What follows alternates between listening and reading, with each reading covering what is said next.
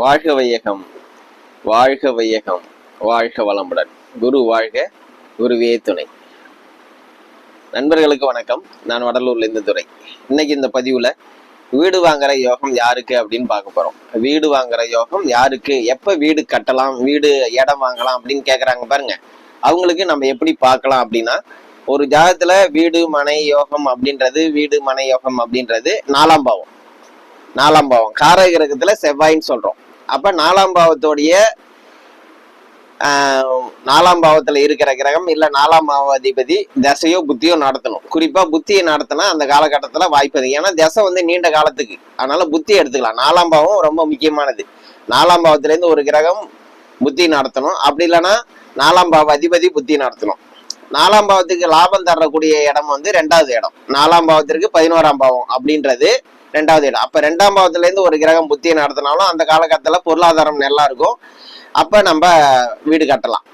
அதே போல லக்னத்துக்கு 11ஆம் பாவம் இருந்தாலும் 11ஆம் பாவம் இயங்கும் போது அவங்க கிட்ட நல்லா பொருளாதாரம், அதாவது இதுக்கு முன்னாடி நடந்த தசாபுத்திகள் 2ஆம் பாவம் 6ஆம் பாவம் 10ஆம் பாவம் எல்லாம் நடந்து இந்த காலகட்டத்துல 11ஆம் பாவம் அவங்களுக்கு லக்னத்துக்கு 11ஆம் பாவம் நடந்தாலும் அவங்களுக்கு இயங்கிட்டு இருந்தாலும் அந்த காலகட்டத்துல லாபம் இருக்கும். அப்போ இவங்க வீடு கட்டலாம் அப்படின்னு சொல்றோம்.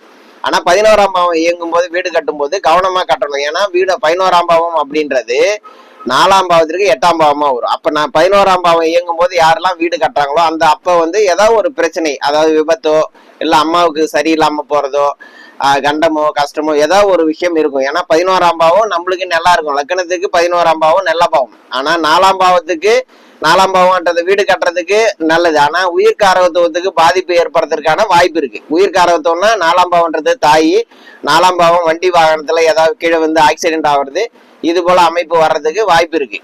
அது போல அப்பாவுக்கு பாதிப்பு வர்றதுக்கு வாய்ப்பு இருக்குங்க. ஓகேங்களா?